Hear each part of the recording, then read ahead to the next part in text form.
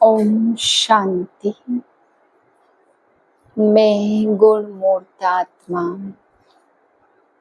गुणों का दान करने वाली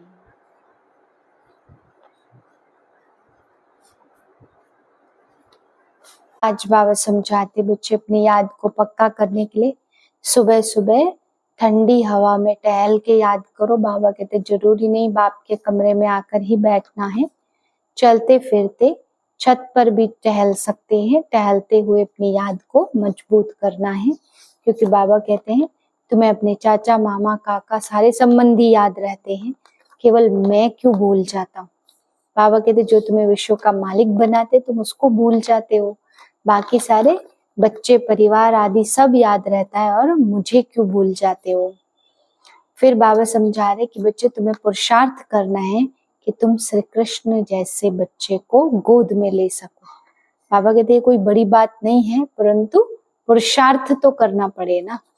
जिसका ऐसा पुरुषार्थ होगा तो श्री कृष्ण को गोद में लेने का पद प्राप्त होगा। फिर बाबा समझा रहे कि साक्षी होकर के सबकी अवस्थाओं को देखना है, तब आप यथार्थ निर्णय कर सकेंगे। फिर बाबा समझा रहे हैं कि बाप को जब पहचान लिया है तो फिर मुरली में आने में कोई बहाना नहीं देना है। बाबा ने यहाँ तक कहा कि अगर तुम मर जाते तो फिर कैसे आते। तो बाबा कहते हैं कोई कोई बहाना देते, ये कार्य था वो करता, ये कार्य था। तो बाबा कहते बच्चे अगर मर गए होते फिर वो कार्य कौन करता। इसलिए तुम्हें मुरली में कोई भी बहाना बाबा कहते नहीं देना है। अपनी अवस्था देखनी है, कितनी ऊंच श्रेष्ठ अवस्था मैंने बनाई है। फिर बाबा समझा रहे कि उमंग उत्साह से अपने आप को चलाना है, और जो भी आपको जंक चढ़ी हुई है उसे याद से धोना है। फिर सर्व के गुणों को देखते हुए बाबा कहते हैं गुण मूर्त बनना है। जैसे बाप के अंदर गुण है ऐसे ही तुम बच्चों को भी अपने अंदर सर्व गुण धारण करने हैं। 9/6/2025 के महावाक्य हैं। मीठे बच्चे, तुम सारे विश्व पर शांति का राज्य स्थापन करने वाले बाप के मददगार हो। अभी तुम्हारे सामने सुख शांति की दुनिया है। प्रश्न है बाप बच्चों को किस लिए पढ़ाते हैं, पढ़ाई का सार क्या है। उत्तर है बाप अपने बच्चों को स्वर्ग का प्रिंस, विश्व का मालिक बनने के लिए पढ़ाते हैं। बाप कहते बच्चे पढ़ाई का सार है, दुनिया की सब बातों को छोड़ दो। ऐसे कभी नहीं समझो हमारे पास करोड़ हैं लाख हैं, कुछ भी हाथ में नहीं आएगा। इसलिए अच्छी रीति पुरुषार्थ करो, पढ़ाई पर ध्यान दो। गीत है आखिर वह दिन आया आज। ओम शांति। बच्चों ने गीत सुना, आखिर विश्व पर शांति का समय आया। सब कहते विश्व में शांति कैसे हो, फिर जो ठीक राय देते उन्हों को इनाम देते हैं। नेहरू भी राय देते थे, शांति तो हुई नहीं, सिर्फ राय देकर गए। अभी तुम बच्चों को बुद्धि में है, कोई समय सारे विश्व में सुख शांति संपत्ति आदि थी, वह अभी नहीं है, अब फिर से होने वाली है। चक्र तो फिरेगा ना, यह तुम संगम युगी ब्राह्मणों की बुद्धि में है। तुम जानते हो भारत फिर सोने का बनना है।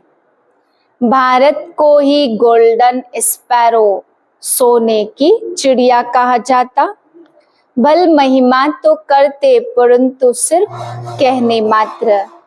तुम तो अभी प्रैक्टिकल में पुरुषार्थ कर रहे हो, जानते हो बाकी थोड़े रोज हैं, तो यह सब नरक के दुख की बातें भूल जाती हैं। तुम्हारी बुद्धि में अब सुख की दुनिया सामने खड़ी है। जैसे आगे विलायत से आते थे तो समझते थे अभी बाकी थोड़ा समय है पहुंचने में। क्योंकि आगे विलायत से आने में बहुत टाइम लगता था। अभी तो एरोप्लेन में जल्दी पहुंच जाते हैं। अभी तुम बच्चों की बुद्धि में है कि अब हमारे सुख के दिन आने हैं, जिसके लिए हम पुरुषार्थ कर रहे हैं। बाबा ने पुरुषार्थ भी बहुत सहज बताया। ड्रामा अनुसार कल्प पहले मुआफिक यह सर्टेन है। तुम देवता थे तो देवताओं के कितने ढेर के ढेर मंदिर बन रहे हैं। बच्चे जानते हैं यह मंदिर आदि बनाकर क्या करेंगे। बाकी दिन कितने हैं। तुम बच्चे नॉलेज की अथॉरिटी हो। कहा भी जाता परमपिता परमात्मा सर्वशक्तिमान ऑलमाइटी अथॉरिटी है। तुम ज्ञान की अथॉरिटी हो और वह है भक्ति की अथॉरिटी। बाप को कहा जाता ऑलमाइटी अथॉरिटी। तुम बच्चे नंबरवार पुरुषार्थ अनुसार बन रहे हो तो तुमको सृष्टि के आदि मध्य अंत का ज्ञान है। जानते हो हम पुरुषार्थ कर रहे हैं बाप से वर्षा पाने का। जो भक्ति की अथॉरिटी है वह सबको भक्ति ही सुनाते हैं। तुम ज्ञान की अथॉरिटी हो तो ज्ञान ही सुनाते हो। सतयुग में भक्ति होती नहीं है, पुजारी एक भी होता नहीं, पूज्य ही पूज्य है। अभी भारत पुजारी नरक है तो तुम बच्चे अब प्रैक्टिकल लाइफ बना रहे हो। नंबरवार पुरुषार्थ अनुसार सबको समझाते रहते हो और वृद्धि को पाते रहते हो। ड्रामा में पहले से ही नूद था। ड्रामा तुमको पुरुषार्थ कराते रहते हैं और तुम करते रहते हो। जानते हो ड्रामा में हमारा अविनाशी पार्ट है। दुनिया इन बातों को क्या जाने। तुम करते रहते हो, जानते हो हमारा ही ड्रामा में पार्ट है। जो कहेगा वही समझेगा ना कैसे हमारा इस ड्रामा में पार्ट है। यह सृष्टि चक्र फिरता रहता है। ऊंच ते ऊंच कौन है यह दुनिया जानती नहीं। ऋषि मुनि आदि भी कहते थे हम नहीं जानते, नेति नेति कह देते थे। अभी तुम बच्चे जानते हो वह रचता बाप हमको पढ़ा रहे हैं। यह भी बाबा ने बार बार समझाया। यहाँ जब बैठते हो तो आत्म अभिमानी होकर बैठो। एक बाप ही राजयोग सिखाते और वर्ल्ड की हिस्ट्री ज्योग्राफी समझाते। बाबा कहते मैं कोई थॉट रीडर नहीं हूँ। इतनी बड़ी दुनिया है, इनको बैठकर क्या रीड करेंगे। बाप तो खुद कहते मैं ड्रामा अनुसार आता हूँ तुमको पावन बनाने। ड्रामा में मेरा जो पार्ट है वही बजाने आता हूँ। बाकी मैं कोई थॉट रीड नहीं करता। बतलाता हूँ मेरा क्या पार्ट है और तुम क्या पार्ट बजा रहे हो।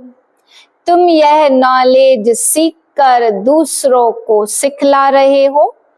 मेरा पार्ट ही है पतितों को पावन बनाना। यह भी तुम जानते हो। तुम तिथि तारीख आदि सब जानते हो। दुनिया में कोई थोड़े जानते, तुमको बाप सिखला रहे हैं। फिर जब यह चक्र पूरा करेंगे तब फिर बाबा आएंगे। उस समय जो सीन चली वह फिर कल्प बाद चलेगी। एक सेकंड ना मिले दूसरे से। नाटक फिरता रहता। तुम बच्चों को बेहद के नाटक का पता है, फिर भी तुम घड़ी घड़ी भूल जाते हो। बाबा कहते सिर्फ तुम याद करो, हमारा बाबा बाबा भी है और टीचर भी है और गुरु भी है। तुम्हारी बुद्धि उस तरफ चली जानी चाहिए। आत्मा खुश होती है बाप की महिमा सुनकर। सब कहते हमारा बाबा टीचर है, वह सच्चा ही सच्चा है। पढ़ाई भी सच्ची और पूरी है। उन मनुष्यों की अधूरी पढ़ाई है, तो तुम बच्चों की बुद्धि में कितनी खुशी होनी चाहिए। बड़ा इम्तिहान पास करने वालों की बुद्धि में बड़ी खुशी रहती है ना। तुम कितना ऊंच पढ़ते तो कितनी कापारी खुशी होनी चाहिए। बेहद का भगवान, बेहद का बाप हमको पढ़ा रहे हैं, तुम्हारे तो रोमांच खड़े हो जाने चाहिए। वही एपिसोड रिपीट हो रहा है, सिवाय तुम्हारे और किसको पता नहीं है।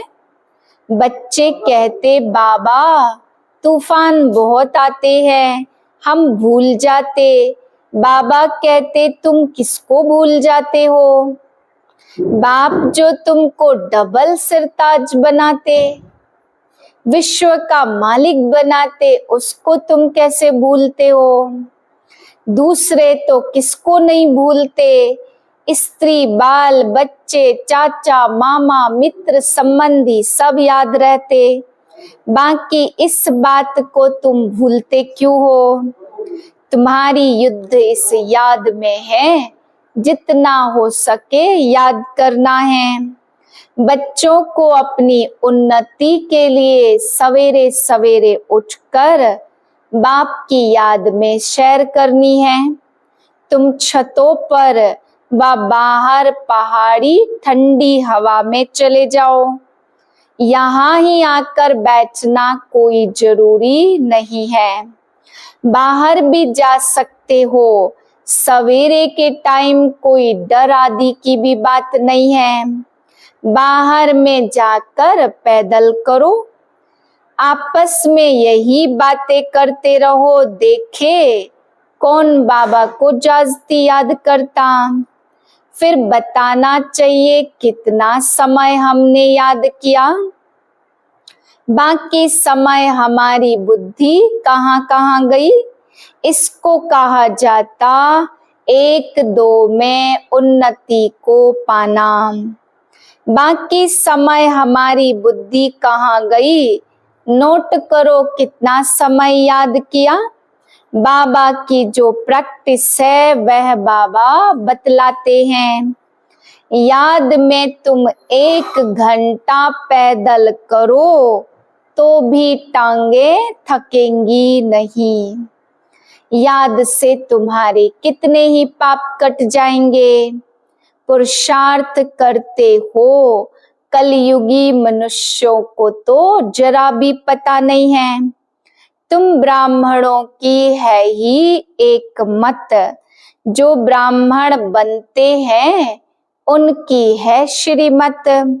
तुम बाप की श्रीमत से देवता बनते हो। देवताओं की कोई श्रीमत नहीं है, श्रीमत अभी ही तुम ब्राह्मणों को मिलती है। भगवान है ही निराकार, जिससे तुम अपना राज्य भाग्य ले कितना ऊंच विश्व का मालिक बनते हो। भक्ति मार्ग के वेद शास्त्र आदि कितने ढेर के ढेर हैं, परंतु काम की सिर्फ एक गीता ही है। ज्ञान सुनाने वाला ज्ञान का सागर एक है। बाबा कहते कोई भी बात में मूझो नहीं। एम ऑब्जेक्ट सामने खड़ी है। दशहरे आदि में कितनी खुशी मनाते, जिसमें रावण को जलाते दुख भी चलाता कुछ भी समझ है नहीं। अभी तुम समझते हो हम कितने बेसमझ थे और रावण ने बेसमझ बना दिया। बूढ़ी बूढ़ी माताएं कुछ याद नहीं कर सकती तो सिर्फ बाप को याद करे, मुख से हे राम तो कहती है ना। अब कहा जाता हट आदि से आत्मा को कोई देख न सके, पुरुषार्थ करना पड़े। श्री कृष्ण है प्रिंस तो उन्हें गोद में लेना है तो पुरुषार्थ करो। बाप अपने बच्चों को स्वर्ग का प्रिंस, विश्व का मालिक बनाने के लिए पढ़ाते हैं। बाबा कहते बच्चे पढ़ाई का सार है, दुनिया की सब बातों को छोड़ दो। ऐसे कभी नहीं समझो हमारे पास करोड़ हैं लाख हैं, कुछ भी हाथ में नहीं आएगा।